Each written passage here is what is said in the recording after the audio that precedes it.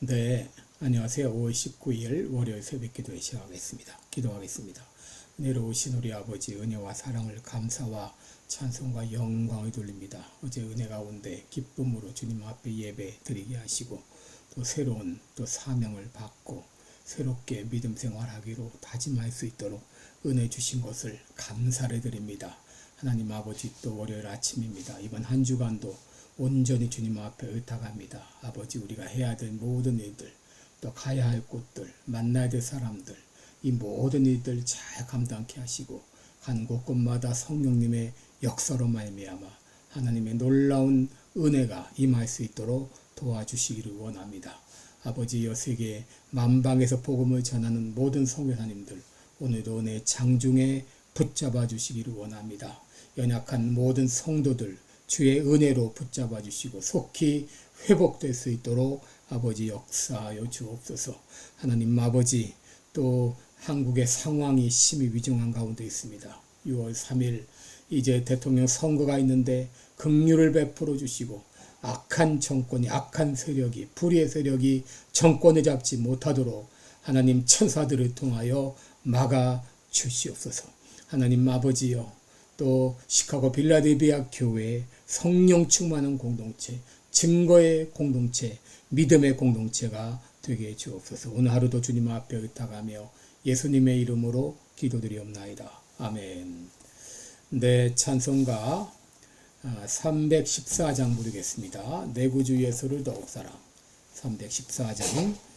예전 찬송가는 511장입니다.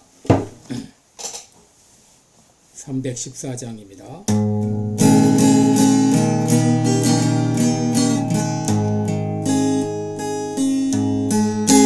내 구주 예수를 더욱 사랑. 엎드려 비는 마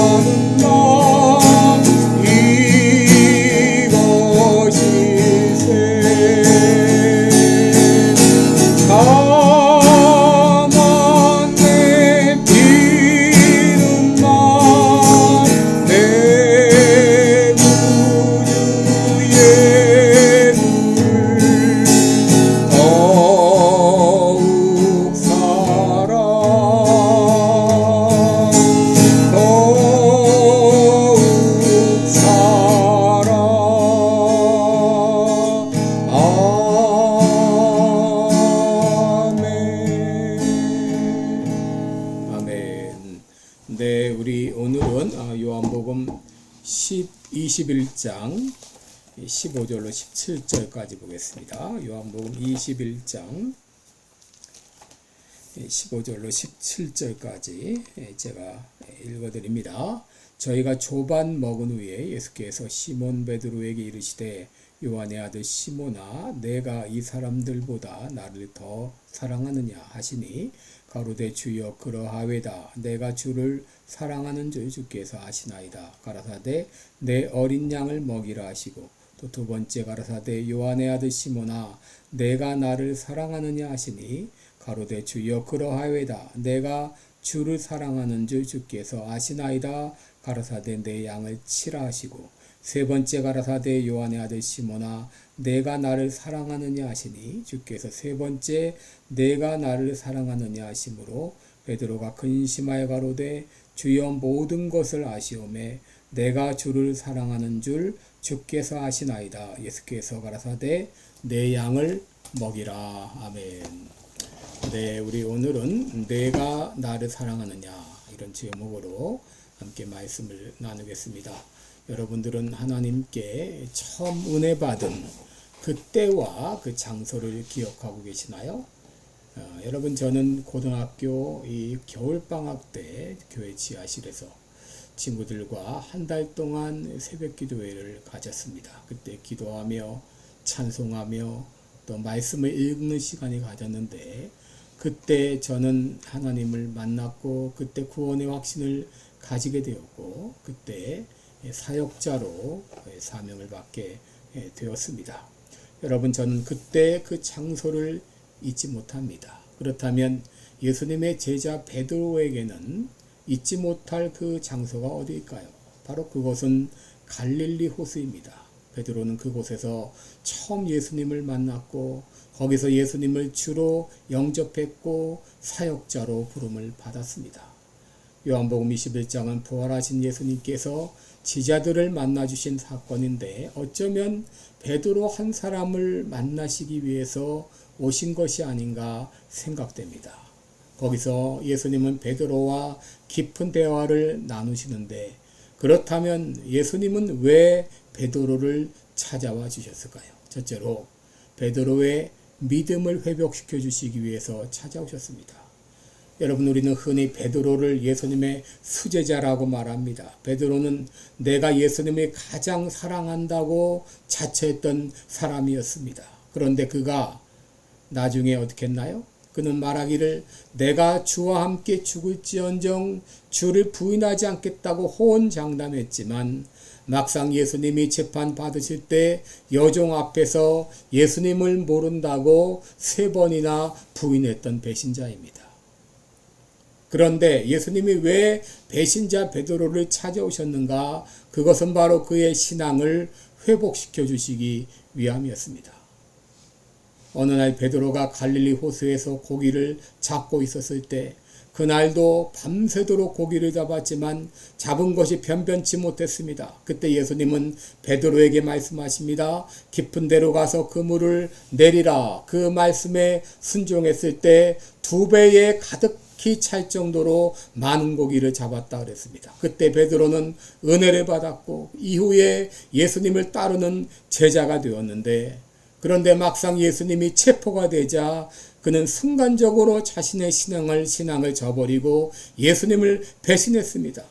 그런데 예수님은 바로 베드로를 처음 만난 그 추억의 장소로 가셔서 그의 믿음을 회복시켜 주신 것입니다. 특별히 오늘 예수님께서 베드로를 뭐라고 부르시나요? 요한의 아들 시몬아라고 부르십니다.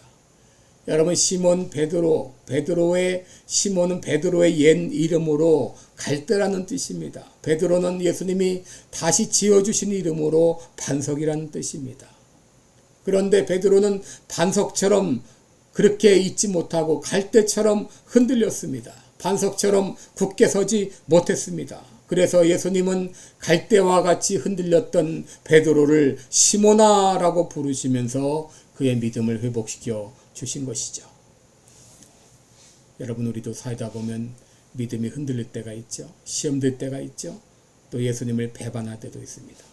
그러나 예수님은 우리를 저버리지 않으시고 우리를 다시 찾아오셔서 우리의 믿음을 회복시켜 주십니다. 너 그러면 안 된다. 다시 일어나야지. 힘내야지 하면서 우리의 믿음을 회복시켜 주시는 것입니다. 두 번째로 왜 예수님이 베드로를 찾아가셨는가? 베드로에게 사랑을 고백하기 위해서 찾아가셨습니다. 오늘 본문 15절에 보면 예수님께서 베드로에게 물으십니다. 요한의 아들 시몬아, 내가 이 사람들보다 나를 사랑하느냐? 16절 17절에서도 요한의 아들 시몬아, 내가 나를 사랑하느냐라고 물으셨어요. 여러분, 예수님은 베드로가 자기를 부인한 것을 알고 계십니다. 그런데도 내가 나를 사랑하느냐고 물으신 이유가 무엇이죠? 마태복음 26장 33절에 보면 베드로는 다른 사람은 다 주를 버릴지언정 나는 언제든지 주를 버리지 않겠습니다 라고 말했지만 실상 그는 나는 저를 알지 못하노라 하면서 예수님을 부인했습니다. 누가복음 22장 61절에 보면 베드로가 예수님을 부인할 때에 예수께서 돌이켜 베드로를 보셨다라는 말씀이 있습니다. 여러분, 베드로가 예수님을 부인하는 그 순간 예수님의 눈과 베드로의 눈이 마주친 것입니다. 이때 베드로는 죄책감에 통곡하고 울었다 그랬습니다. 예수님은 이 모든 광경을 다 목격하셨습니다. 그런데도 내가 나를 사랑하느냐 물으시는 이유가 무엇이죠? 베드로의 잘못에도 불구하고 내가 너를 사랑한다고 하는 예수님의 사랑 고백이 여기에 담겨 있는 것입니다. 종종 아내들이 남편들에게 말하죠. 당신 나 사랑해? 라고 묻습니다. 그래, 사랑해 라고 말하면 얼만큼 사랑해? 라고 말합니다. 여러분, 아내가 그렇게 남편에게 묻는 이유는 그 아내가 남편을 사랑하기 때문에 그렇게 묻는 것이죠. 나 사랑해 라고 묻는 거기에는 바로 그 배후에는 내가 당신을 사랑합니다 하는 사랑 고백이 담겨 있는 것이죠. 여러분, 성경을 보게 되면 하나님이 얼마나 우리를 사랑하셨는지 이사야 62장 5절에 마치 청년이 처녀와 결혼함 같이 내 아들들이 너를 취하겠고 신랑이 신부를 기뻐함 같이 내 하나님이 너를 기뻐하시리라 라고 말했어요. 요한에서 4장 10절에 사랑은 여기 있으니 우리가 하나님을 사랑한 것이 아니요 하나님이 우리를 사랑하사 우리 죄를 위하여 화목제로 그 아들을 보내셨다라고 말했습니다. 여러분, 베드로는 예수님을 모른다고 부인했지만 그럼에도 그를 찾아가셔서 내가 나를 사랑하느냐라고 물으신 것은 바로 베드로에게 자신의 사랑을 고백한 것이죠. 세 번째, 예수님이 베드로를 찾아가신 것은 그에게 사명을 주시기 위함이었습니다. 예수님은 실패한 베드로에게 사명을 주셨습니다. 15절에 보시면 예수님이 베드로에게 물으십니다.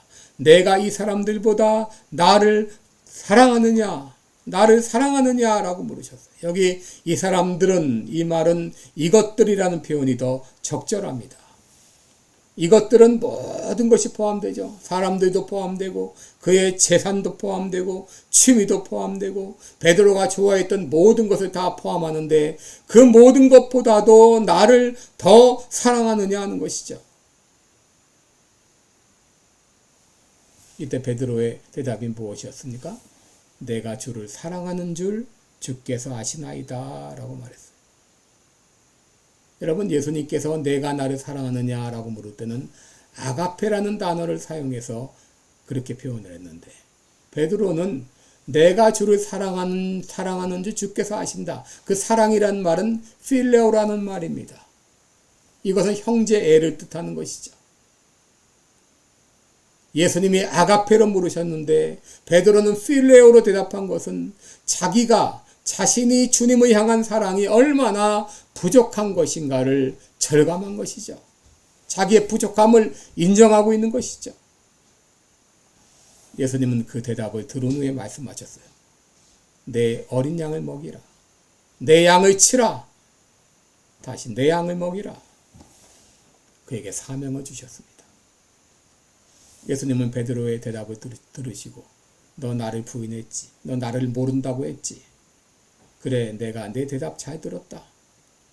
그래, 내가 너의 죄는 용서하마. 그러나 너는 내 사역을 하기는 힘들어.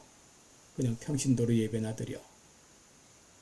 그렇게 말씀하시지 않았습니다. 그의 죄를 용서하셨을 뿐 아니라 더 나아가서 그에게 사명을 주셨습니다. 여기 예수님의 사랑의 위대함이 있는 것이죠. 만약에 여러분을 속인 사람이 있다고 합시다. 속인 사람이 와서 자기의 잘못을 인정하고 잘못했습니다 할 때 여러분이 너그러운 마음으로 그 사람의 잘못을 용서해 줄 수 있습니다. 그러나 잘못했던 그 사람, 우리들을 속여 먹었던 그 사람에게 다시 큰 일을 맡기지는 않습니다. 그런데 예수님은 자기를 부인했던 그 베드로의 그 배반했던 베드로를 그 죄를 용서하실 뿐 아니라 그에게 사명까지 주신 것이죠. 여러분, 우리 하나님은 용서의 하나님이십니다. 우리가 어떤 잘못을 했더라도 용서해 주십니다. 하나님은 치유의 하나님이십니다. 우리 마음에 어떤 마음의 상처가 있고 아픔이 있을지라도 치유해 주십니다.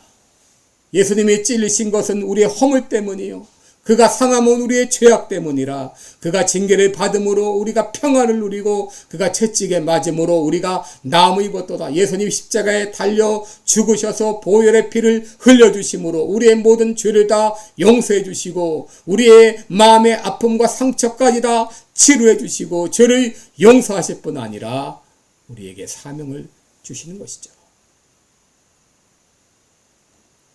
디모데전서 1장 12절 13절에 보면 사도 바울은 이렇게 고백합니다. 나를 능하게 하신 그리스도 예수 우리 주께 내가 감사함은 나를 충성되이 여겨 내게 직분을 맡기시니 내가 전에는 회방자요 핍박자요 포행자였으나 도리어 긍휼을 입은 것은 내가 믿지 아니할 때에 알지 못하고 행하였습니다. 여러분, 사도 바울이 어떤 사람이었습니까? 예수 믿는 사람들 잡아가두고 핍박하고 죽이던 사람이었습니다. 그는 핍박자였습니다. 포행자였습니다.